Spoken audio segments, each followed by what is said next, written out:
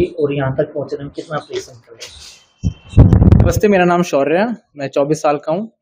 इस साल मेरी 14वीं रैंक आई है और मैं आईआईटी बॉम्बे से ग्रेजुएट हुआ हूँ 2022 में from mechanical engineering.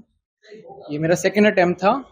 First attempt में मेरा प्रीलिम्स नहीं हुआ था and this time with God's grace, भगवान जी की कृपा से रैंक 14 आई है मेरी इस बार। मेरा ऑप्शनल सब्जेक्ट फिजिक्स था। Right sir. आपकी स्कूलिंग कहाँ से हुई है? 12वीं मैंने बाला विद्या मंदिर स्कूल से करा है, चेन्नई में। मेरी पापा की जॉब थी उस टाइम पर। उससे पहले 5 साल स्कूलिंग मैंने बैंगलोर में करी है फ्रॉम गियर स्कूल।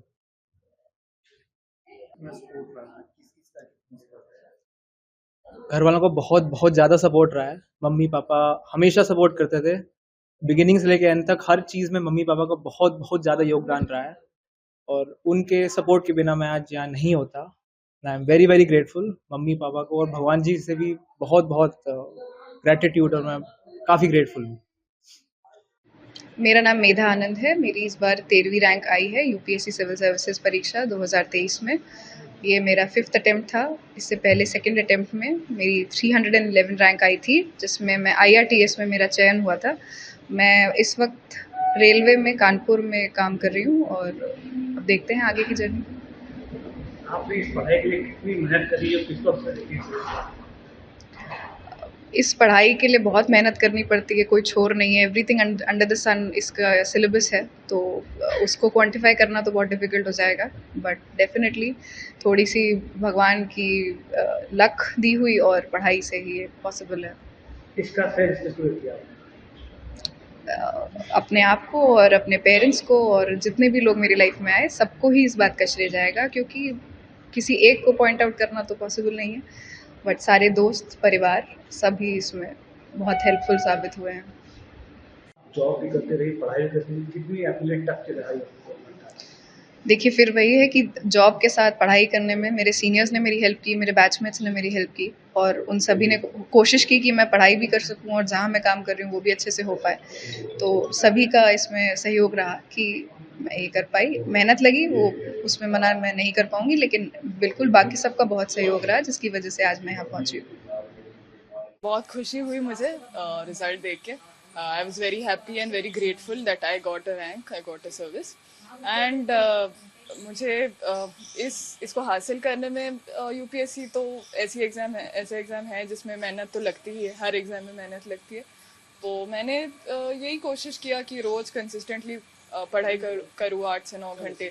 फिर मॉक टेस्ट सॉल्व करना, प्रैक्टिस करना, कुछ ऑनलाइन क्लासेस भी लिए थे, कुछ टॉपिक्स, कुछ सब्जेक्ट्स के लिए। तो ये सब मैंने किया था। कितने घंटे की पढ़ाई इसके लिए ज़रूरी रहती है और टॉपिक्स क्या क्या मेन टॉपिक्स रहते हैं इसके लिए?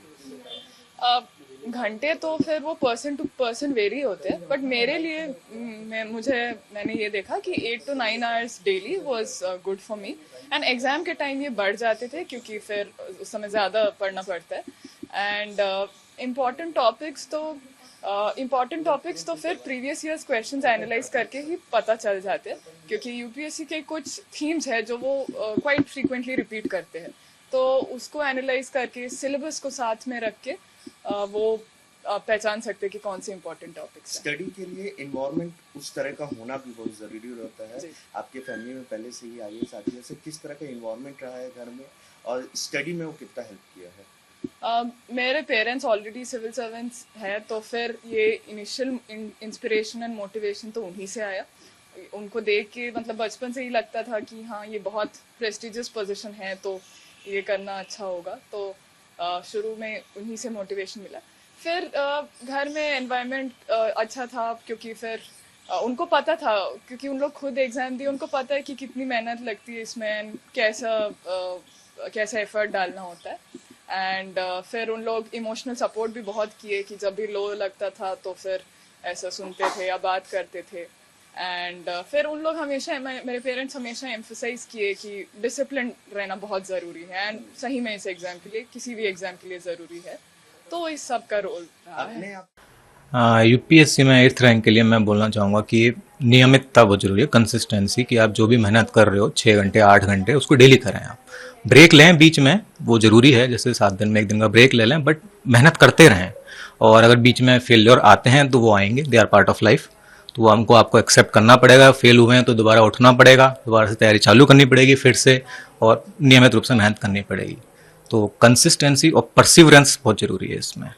मोबाइल माना जाता है कि काफ़ी घातक है पढ़ाई के लिए, लेकिन किस तरह से इसका फ़ायदा यूज़ कर सकते हैं? यूपीएससी की तैयारी में मेनली तो बेसिक बुक्स हैं जिनसे पढ़ना चाहिए, और जो भी हार्ड कॉपी मटेरियल जो मिलता है उससे पढ़ना चाहिए। और हालांकि अब ऑनलाइन क्लासेस और भी जैसे मोबाइल से रिलेटेड रिसोर्सेज हैं वो भी हेल्पफुल हो गए हैं। अगर आपकी फ्रिक्वेंसी उनसे मैच करती है कि आपको उनसे फ़ायदा हो रहा है तो आप उनसे भी करिए। मेरे लिए ज़रूरी था कि मैं हार्ड कॉपी से पढूं, तो जो कुछ भी मेरे पास होता था मटेरियल, मेरे पास प्रिंटर है, मैं प्रिंट कर लेता था और हार्ड कॉपी से प्रॉपर अंडरलाइन करके पढ़ता था और उसी को वापस रिवाइज करता रहता था। अब जो बच्चे तैयारी कर रहे हैं उनके लिए क्या मैसेज देना चाहेंगे, किस तरह से वो तैयारी करें? मैं उनके लिए यही मैसेज देना चाहूँगा कि अगर आप डिटरमाइंड हैं कि आपको बनना ही है, सिविल सर्विसेज क्वालिफाई करना है आपको, तो आप मेहनत करिए, करते रहिए। आपको कंसिस्टेंसी बहुत ज़रूरी है इसमें। खुशी तो बहुत है क्योंकि मतलब it's a dream come true ना। मतलब 19 रैंक आना इज़ लाइक कि आप सर्विस में आईएएस में सबको जाना होता है, तो इट इज़ समथिंग दैट मेरी सोच से परे है। मतलब what can I ask more, मतलब ज़रूरत से ज़्यादा ही है मिला है। और जहाँ तक बात होती है श्रेय का, तो श्रेय तो एक कलेक्टिव अप्रोच है। मेरे घर वालों ने, मेरे दोस्तों ने, काफ़ी करीब के कुछ दोस्त हैं तो उन लोगों ने भी काफ़ी मदद करी, तो एक कलेक्टिव श्रेय मैं दूंगा सबको, जितने भी मेरे close near and dear ones हैं। ये रैंक हासिल करने के लिए किस तरह की मेहनत आपने की है? मेहनत तो ये कंटिन्यूस मेहनत है, और वही साथ में लक भी एक बहुत बड़ा फैक्टर होता है यूपीएससी के एग्ज़ाम में। तो मेहनत तो ऐसा है कि कंसिस्टेंटली मेहनत की थी मैंने, मतलब कंटिन्यूसली पढ़ना होता है। प्रोसेस ही ऐसा है कि आपको पढ़ना ही पड़ता है। तो एट द एंड सारे फैक्टर्स अलाइन होके एंड देन फाइनली रिजल्ट आया, तो अच्छा लगा। क्या आपका सपना है? देश के लिए क्या करना चाहते हैं? देश के लिए सपना तो यही है कि अभी जो भी चीज़ें चल रही है कुछ कंट्रीब्यूट कर पाऊँ पॉजिटिवली, किसी भी सेक्टर में जहाँ पे भी काम करने का मौका मिलता है, बी इट एजुकेशन या फिर हेल्थ केयर, कहीं पे भी जहाँ भी पोस्टिंग होती है, जो भी काम मिलता है, अगर मैं उसमें अपना बेस्ट देता हूँ तो वो मैं समझूंगा कि मैंने जस्टिस किया। तो वही मेरा एम रहेगा मेन। तो बहुत से लोग प्रयास करते हैं यूपीएससी में, लेकिन हर किसी को सक्सेस नहीं मिल पाता, बीच में छोड़ देते हैं। ऐसे जो युवा तैयारी कर रहे हैं उनके लिए क्या कहना चाहेंगे आप? यूपीएससी डेफिनेटली एक डिफ़िकल्ट जर्नी है, कंपटीशन काफ़ी रूथलेस है। इवन रिजल्ट आने से पहले तो मुझे भी नहीं पता था कि क्या होने वाला है, तो डेफिनेटली बहुत लोगों का रह जाता है, डिफ़िकल्ट जर्नी है। बट अगर मन है, करना चाहते हैं, तो आई वुड से कि चीज़ें काम करती हैं हमारे फेवर में, तो हमें एफर्ट मारते रहना चाहिए। कभी ना कभी तो हमारा लक फेवर करेगा, हमारी मेहनत और हमारा लक अलाइन होकर हमें कुछ रिजल्ट मिलेगा। अभी यहाँ पे चूंकि आप ट्रेनिंग में, तो घर पे आपने बात की होगी, जी। घर वालों का क्या रिएक्शन है? घर वाले काफ़ी खुश हैं, मैंने बात करी घर वालों से, तो दे आर वेरी हैप्पी।